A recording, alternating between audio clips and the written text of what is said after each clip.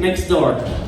And I'm thinking, you know what, I'm going to go and try my luck. And I like to see what she can do. So she said she's going to read my palm. I'm like, okay, great. So she looked at my palm, and looked at my palm, looked at my palm. And she said, I'm sorry, son, I can't read this. It's in Arabic. She was horrible. She couldn't even read my Palm Pilot. And the only reason she was able to interpret my dreams is because I dream with subtitles. So after we got out, I was kind of hungry, and I'm like, you know what? Let me go to the restaurant and eat. So I went in, and they wouldn't let me eat in the restaurant. They said I didn't have a reservation.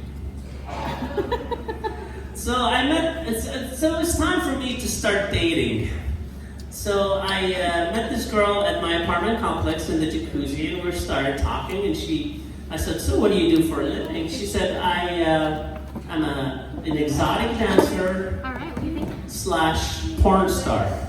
I'm like, oh wow. She goes, don't judge me. I love the hours, I love the money, I love the work, and they promised me a raise as long as I come on time. I'm like, okay, no judgment.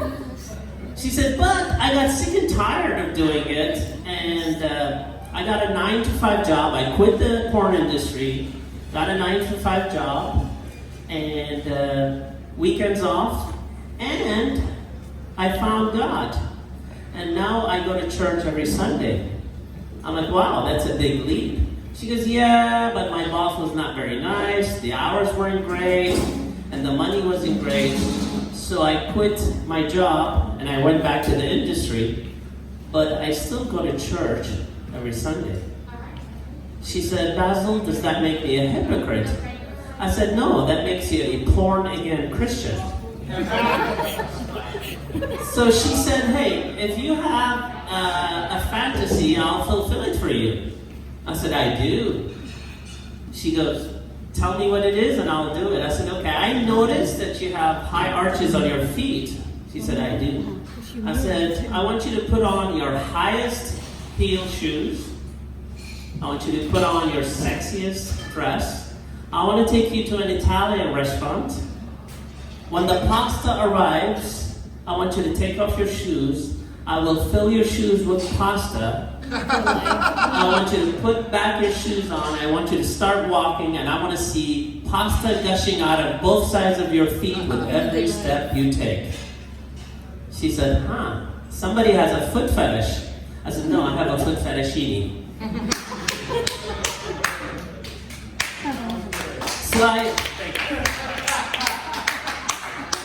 So finally, it was only a matter of time when boy meets girl. I saw her across a crowded room. I felt that certain something. I had to talk to her, and I approached her. And she was wearing a dress so tight, it was hard for me to breathe. And I wanted to, I wanted to use a nice pickup line on her. I could have said, yeah, you have a nice body. If I tell you you have a nice body, would you hold it against me? But that's kind of cheesy. I could have said, hey, I'm from Iraq, you got a big rack, let's go out. But that's kind of classless. I wanted to say, you know what? So I pulled the oldest Iraqi pickup line on her.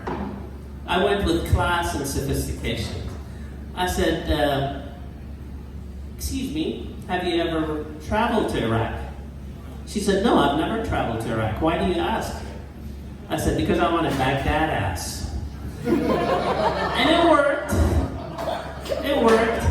2.5 months later, we announced our engagement. And the moment we announced our engagement, people started talking, rumors started flying that this is a green card marriage, it's a sham marriage, it's probably a citizenship marriage. After all, she was white, I'm brown, she's Catholic, I'm Muslim, she's rich, I'm poor, she's American, I'm Iraqi. I can see why people would say that. So I wanted to talk about it, put it away, and start our life fresh.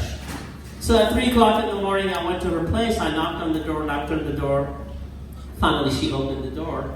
And the first thing I said to her, wait, is this what you look like without makeup?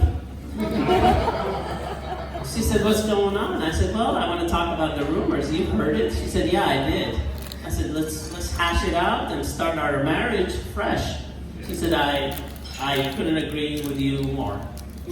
I said, so is it true that you are using me to get the Iraqi citizenship? And she said, no. I said, no, I understand if you want to throw all this away in exchange for the Iraqi dream of hopelessness, despair, chaos, war, and oppression. I understand. She said, no, that's not what I want. I mean, eventually I'd like you to take me to Iraq and show me around and introduce me to the culture and the language.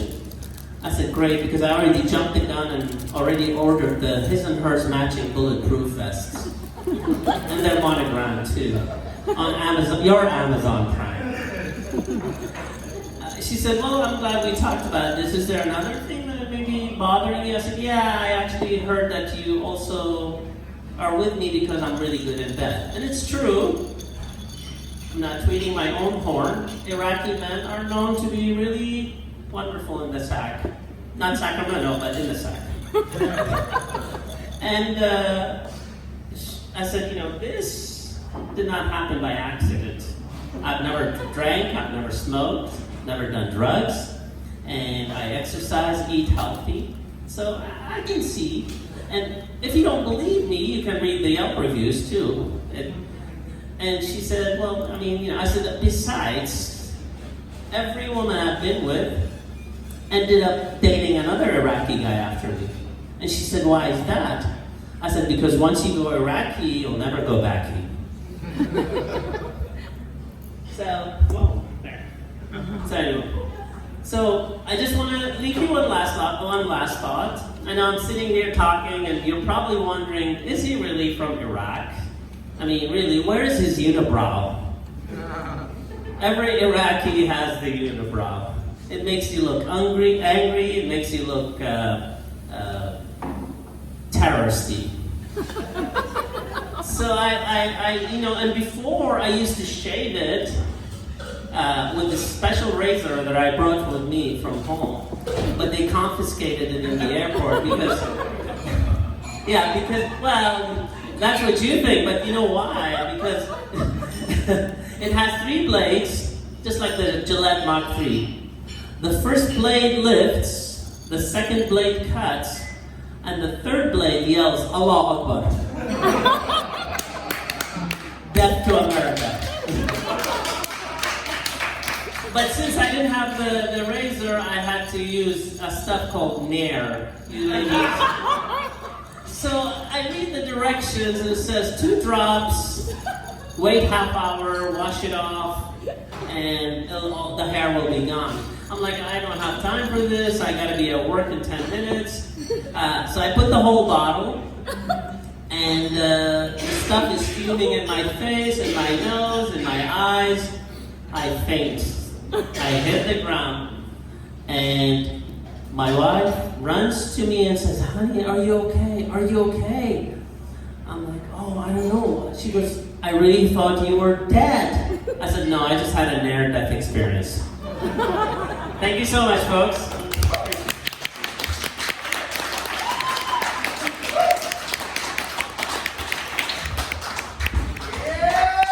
One more time for Bassil. That guy, somebody got. All right, coming up.